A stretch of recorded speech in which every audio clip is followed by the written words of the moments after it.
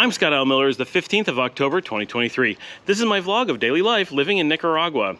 Today I'm going to be talking about why we use metro areas instead of cities when we're looking at population to compare between different countries and states and different areas specifically, because I think it's pretty important. It's something that a lot of people just never think about because it's not something you care about in normal life. But when you start looking at studying places from abroad, it starts becoming really important. So we're going to talk about that today. We're also going to talk about we're getting personal today. It's a vlog, so we get to do that. We're going to talk about my 3 clear favorite movies. I have 3 that stand out. I got lots of movies that I like, a lot that I don't, but 3 stand out as my favorites. And people do ask me this all the time, so I'm putting it into a vlog. We're going to get to all that right after the bump.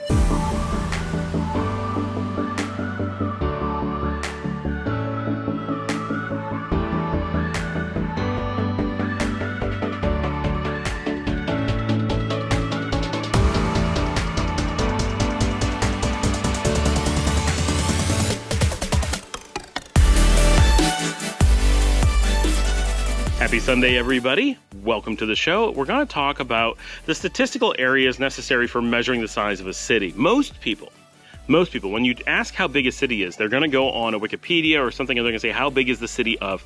And what they don't realize is that cities are political entities in the way that places like Wikipedia normally define them. Let's take a concrete example.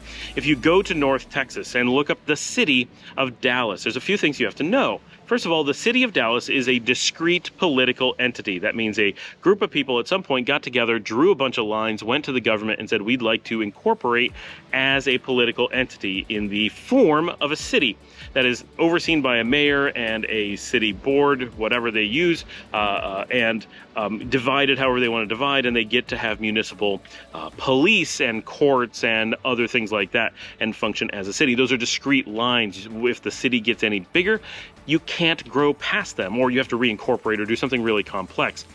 This is true in Texas and most places, whether in the US or abroad, right? Just using Dallas as an example, because Dallas is a really good one. Dallas itself as a single technical city is relatively small. It has maybe in excess of 1 million people. Okay, I realize that doesn't make it small, but it's small compared to what you think of as Dallas. It is bordered by a number of other cities that you probably don't know. Cities like Carrollton, Plano, Frisco, North Dallas, and so forth. Those cities, which are numerous, 20, 30, 40 major cities that touch Dallas, are rarely known. People who live in those areas say, I live in Dallas. Unless you're talking to someone who lives in Dallas, then you say, oh, I live in Carrollton. And I use them as an example because I lived in Carrollton, 2 streets outside of Dallas. And so having that terminology to people who live anywhere outside, even if you're going just to Houston, the neighboring city, you say, I live in Dallas.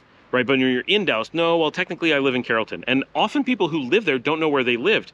My best friend Rachel moved up the street from us. We were in Carrollton. She thought for sure she was in Carrollton. And then when something happened and they had to call the police, something was stolen, the Carrollton police couldn't respond because she was in Dallas. It was just a little piece.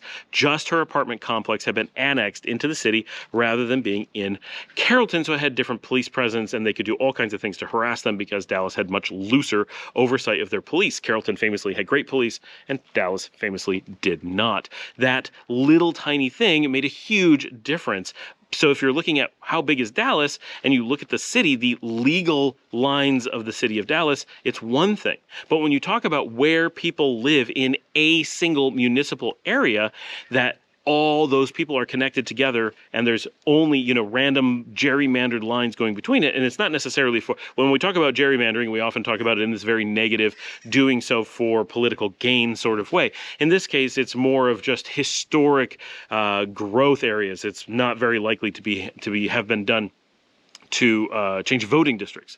But the concept of these completely meaningless lines that go from one town to another, and this street ends up in one town, but the street next to it's on another, or one side of the road's one town, like it gets really complex. When you start talking about how that's a single place, the people who live there, and because of this, and because there's so many and there's dual city centers, we refer to it as the Dallas-Fort Worth area, or DFW. So the DFW is what the world thinks of as the city of North Texas, right? That's how we all think of it. But when you say Dallas, you're measuring a very tiny part of it. The DFW as a single entity, and everyone who lives there, absolutely everyone, thinks of themselves as all living in the same city, right? None of them, they all may have a different name for that city, but they don't feel like they live in different places in any way whatsoever. It doesn't matter how far east of Dallas you go, or how far west of Fort Worth, or if you go all the way north up to Denton, or all the way south to the very southern edges of this area, which is outrageously large. There are many countries that are physically smaller than the area encompassed by the DFW. Everyone there thinks of themselves as being in a single city, and they all operate with a shared public transportation system. Yes, in some ways it's segmented, but it always connects between shared trains, buses, airports. Everything is shared, even if there's different political entities that have to finance and manage and police different portions of it. So it's complex, but it's important that it's meaningless to look at those political entities unless you're asking something like the mayor of Dallas, how many people are they responsible for? Oh, probably about 1 million people. But if you're talking about how many people live in the Dallas area, in the city zone of Dallas, the answer is 7.5 million. Right. And if you said 1 million and you went there, you say, this is absurd. I can look out the window at a single city and you can see more than 1 million people in your line of view at any given time. It's clearly not a city of 1 million, and it would make no sense to think of it that way. So the problem is that in Dallas, for example, this city of 7.5 million is cut up into lots of little tiny areas. But in other places, you can have the same group of people and draw a single political line way outside of it and have a single mayor over all of them, and make it sound like a much larger city. Oh, this is a city of 7 million people. But the political line may go far outside what's actually the metro area and include countryside. Because technical city lines are purely a political thing, they mean literally nothing. They give you no information about what they actually include, and normally are simply there for historic reasons, but sometimes they're there for reasons of being misleading or marketing. For example, if you wanted to have the world's largest city, you simply draw the line in some outrageously large zone. So if the United States wanted to have the largest city that there could ever be, they simply make the entire country into a single city, and voila, you have a city of 335 million. Who's going to compete with that? But if you wanted to pretend that your city, like New York City, is incredibly small, you simply take a little section in a not very populated part of Brooklyn, you draw a tiny little line around it and rename that New York City, and everything else you just keep names like Brooklyn, Bronx, Manhattan, and claim that they are suburbs. And suddenly New York City has a population of 50,000. When you fly into it, you realize that it's a sprawling urban mass and nothing like what you just were told. So it's all about meaningless manipulation of numbers or using a designation that makes absolutely no sense to use when comparing anything. In reality, and this is, I've been saying this for decades, there is essentially no situation where anyone has ever said what is the size of a city and implied that they wanted to know the political lines versus the actual size of the urban area, nor has there ever been a reason to discuss it. Like, there's no value to knowing the size of the actual cities. It's simply a worthless number outside of very specific political needs. Now, as a great example, I grew up in Rochester, New York, and then, well, I was born in Rochester, New York, and grew up in the Buffalo area. Both of those cities are almost essentially the same size. Their metro areas are 1.1 million. However, Buffalo is an old traditional city with a giant, powerful downtown. It has tall buildings everywhere, old buildings. It feels like a giant, giant city when you're downtown because it has this old downtown feeling, and its suburbs drop off very quickly. It is a bell curve type of city. Rochester was very different. Its downtown never really developed. It has one, of course, but the city really developed as a donut. Its heavy population zone is a circle, very tight, around downtown. There was an early ring road long before those were standards. It was called the Inner Loop, and the city grew up mostly on the outer edges of the Inner Loop. So inside the Inner Loop remained relatively unpopulated, certainly not empty, it was still a city, but the zone just outside that loop was heavily populated and passed through what were designated as suburbs. And so the outer edges of the Rochester area held the majority of the population, whereas the inner part of Buffalo held the majority of the population. The result was two metro areas that were both completely surrounded by farmland, right? They do not run into each other in any way. They don't touch any other metro areas in any way. They are completely isolated zones both of which were 1.1 million people, at least when I was growing up. However, when you looked at city size, Rochester was less than half the size of Buffalo, simply because the way that you say city meant that the people who lived almost downtown weren't considered part of the city, and in Buffalo, all the people who lived anywhere near downtown were considered part of the city. And so you got a completely different feeling as to how large the city was, because the mayor of Rochester oversaw very few people, but the mayors of its suburbs oversaw lots of people, and the mayor of Buffalo oversaw a lot of people, and their suburbs oversaw almost no one.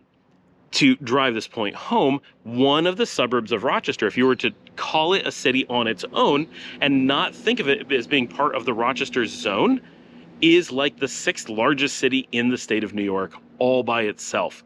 That's pretty significant. It was almost, and by this point may have actually passed the Rochester itself as the main metro area of the metro area, as the largest urban center, but it has no downtown. It is just a suburb that has so many people in it, whereas Rochester, being a downtown area, is so empty, it's easy to get past. So it's meaningless to think of it in that way. The only useful designation is thinking of it as a complete metro area. So that's why we talk about those. And by talking about metro areas with standard designations that are not defined by a political entity, so no one can manipulate the numbers, it is simply started with a density of people, dense enough to call it a city, and measuring the area in which it is a contiguous high-density zone. Once you drop to a certain low density, that is a break between metropolitan areas, and then you move on to the next one. So Rochester, it's very clear that it ends. There's 50 miles, and then Buffalo begins, or maybe farther, I don't know. There's a big area in between that is not a city in any way. It is simply open countryside. So it makes it very easy. Other places, like New York City, start to become difficult because all the cities run together. We can talk about that some other time, but the measurement of municipal areas is really powerful. So when we say that Leon has 300,000 people, when we say Managua has 1.3 million, when we say that Guatemala City has 5.6 million, and Dallas, Houston, and Philadelphia each come in at 7.5 million, that gives us a real feel of how to compare those different cities. You don't have to know where the city lines are. You don't have to know how they're measuring, because it's a standard measurement. It's still very difficult to measure how many people are in that area, but it's a standard tool, and it's very hard to really hide. So the error, plus and minus, is roughly the same throughout those. And so with that, you're able to have a universal tool that you can use to compare anywhere in the world. Essentially, this is just the takeaway of all this. All that is explanation as to why you need to do this thing. Never use or allow anyone to use city size as a measurement in discussion ever. As soon as someone say, whoa, that's a useless number. What's the metro area? Always use that, and you have a measure of comparison. Anytime someone uses city center, it's either by confusion or because they're trying to manipulate you. So not very likely are they trying to manipulate you, but they could be. It's a really useful tool for ignoring the measurements that matter and saying, well, we're going to use something else. And it's very similar to currency. People often get confused and say that, well, things cost so much more in Nicaragua because they don't realize the currency costs is valued at 37 to the dollar. So when you see something that costs 3,700 Cordoba, like, that's so expensive, but this $100 item is so cheap. No, they're the same price. It's how much is a pound of feathers versus a pound of lead, right? They're both a pound. That's where you need a common measurement so that you don't get easily led astray by someone who's trying to give you numbers to make one thing look big and another thing look small, because you can manipulate that any way you want. So that's my takeaway. And as travelers, it's a really useful tool. Learn to ignore the one, look at the other. And it's funny because everyone I know always resorts to the city number because it's what we're taught in schools, because the people teaching geography in school have no idea, it seems, on how to use useful information from any source. When there is this really useful information that we can use anytime that we need, it's right there. Use that, and suddenly you're able to evaluate the world in a really meaningful way that if you don't, when you arrive places, everything's a surprise. All right, now we had our serious discussion for the day. You're prepared for travel, and it has come up a bit that people ask me what are my favorite movies. So I'm going to break them down. I have 3 movies that are very clearly my favorites. I'm going to talk about them. So it comes up that I want to talk about this today because one of my wife's all-time favorite movies, which is a fantastic movie, is Labyrinth. And my kids have never really sat down and watched it. They've seen some of it. They recognize characters. Like if they see David Bowie, they're like, hey, that's the Goblin King. But they don't know the movie in the way that we do. And growing up, of course, Jennifer Connelly was like, my first ever really serious Hollywood crush type actress, right? Like, and because we're basically the same age. And so Labyrinth is this huge thing. It's one of my wife's like all-time movies.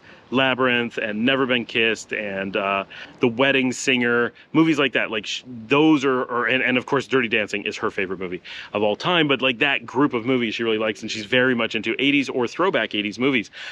Just being the era that she grew up in. So the kids are going to watch that with her today. And while I was looking, because I had to buy it for her, because like none of the streaming services currently carry it as far as we can tell, and it was really cheap. If you're looking for it on Amazon, it's $4.99 to buy. So just go buy it and watch The Labyrinth. It's fantastic. But while I was there, I decided to look and see, because my all-time favorite movie, which we'll get to in a minute, has not been available for a really long time to purchase. You can't get it on DVD, you can't get it on anything. And I own old copies of it. I bought it on Laserdisc back in the day, which dates it a bit, and I bought it on DVD.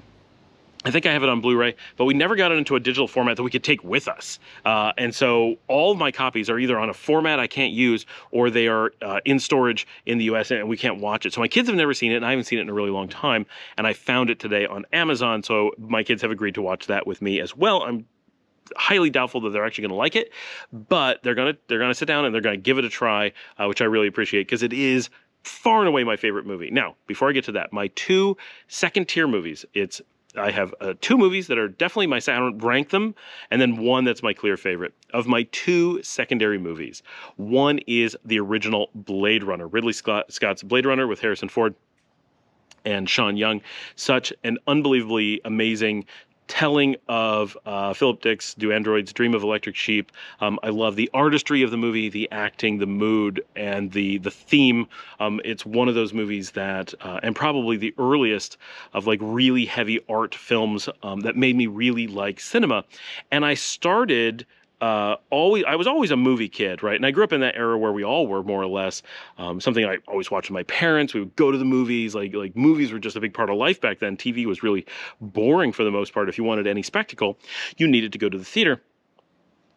And coming out of the 60s and 70s, when I was young, movies were very big. And then in the 80s, for the most part, there was kind of a drop as television became much bigger, culture changed a bit, and the movies from the 80s, while there are some fantastic movies, often were not that great. I really feel that in the 1990s, there was a kind of reinvention of cinema where we had come to a point where people were going to the cinema less for generic entertainment and more for art, and they started much deeper and more meaningful storytelling. Of course, they had always done that, but I think the amount of it as a ratio of films made was completely different. So I think of it as kind of the second golden era of Hollywood, and it's very importantly before special effects became widely available.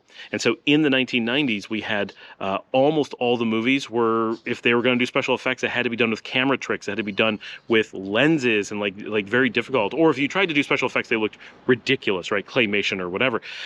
And so it was the very last of an era where they weren't using special effects gimmicks to make films. They were still using the camera and the film and the colors and the set design and the acting and the directing to make films great. Starting in the 2000s, a lot of that shifted to it was cheaper and easier to do special effects, and you didn't have to be an artist as much as you just hired a special effects company to fill in whatever you were missing. And sometimes that's great for storytelling, and it's great to have more tools at your disposal.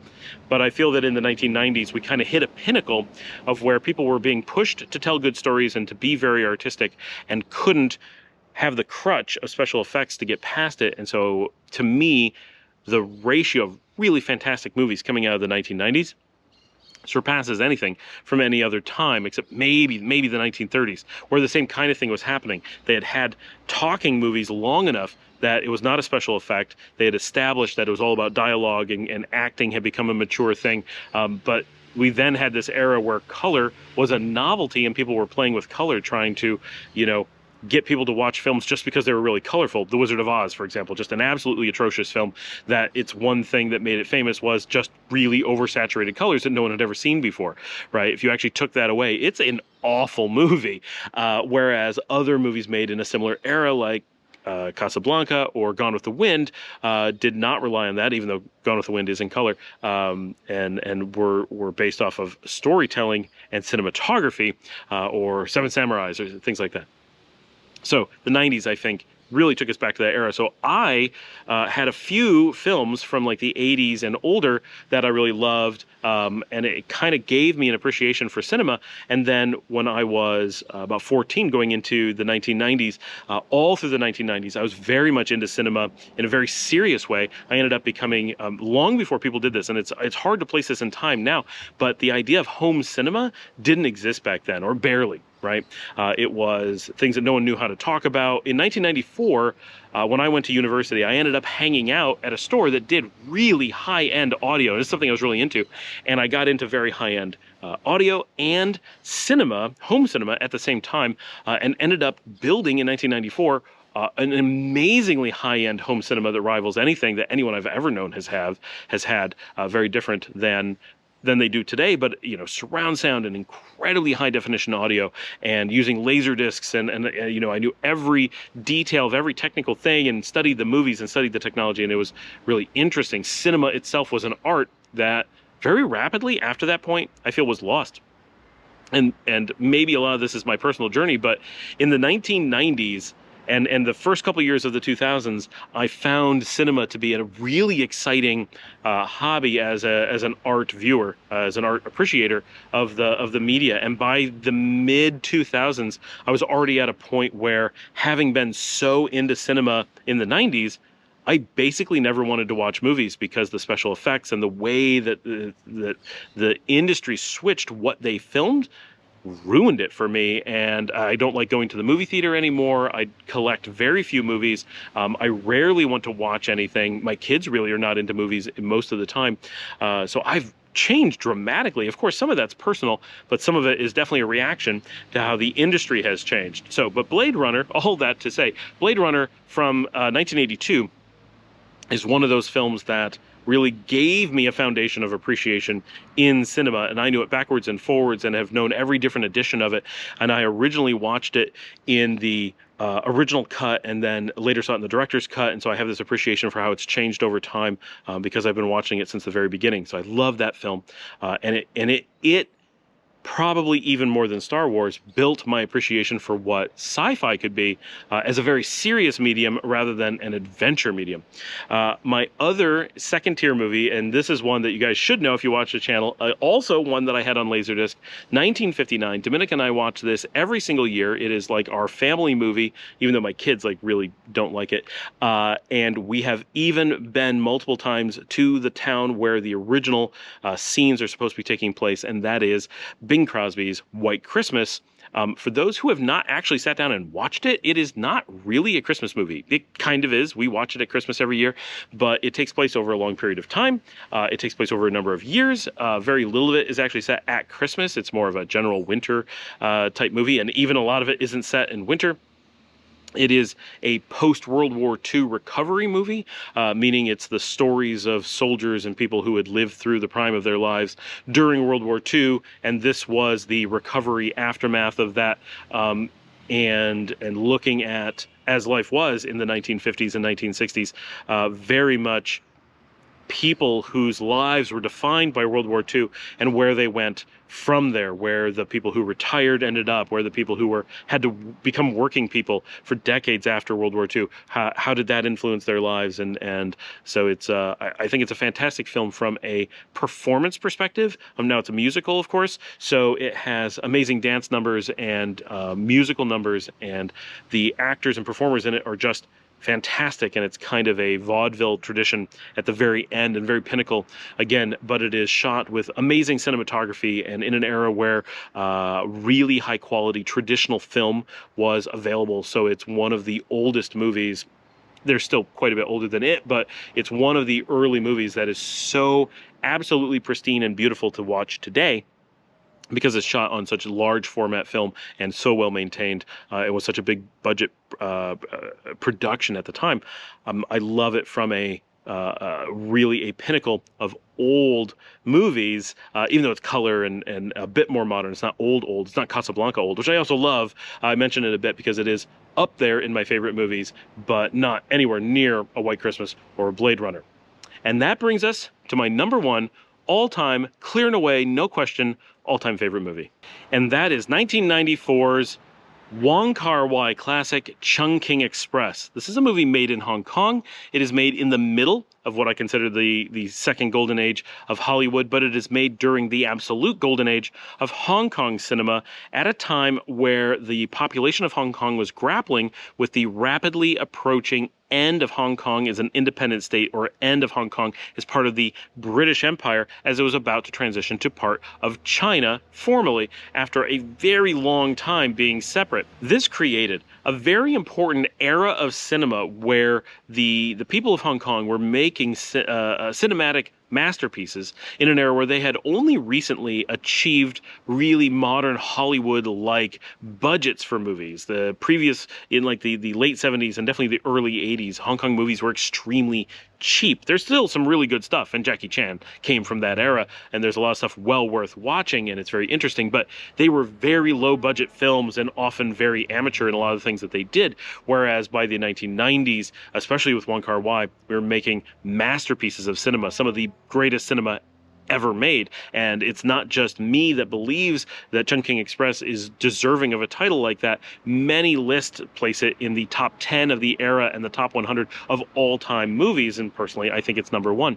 But so this kind of fatalistic feeling and this desire to look at the traditions of China, the history of British rule, the end of an era, the questions as to what does the future hold. I think Hong Kong went through a very retrospective and terrifying time period. Not terrifying as in that people would be dying, but that their lives as they knew them faced a degree of unknown future change that they were really struggling to grope with. And I think the cinema of Hong Kong reflects these three big things: the desire to understand the China that they have always been a part of, the desire to look back on their own history of being British, at least partially, their very multinational, multiculturalness of the city, which is something very special, and suddenly having the budget to make really amazing, like looking and well-produced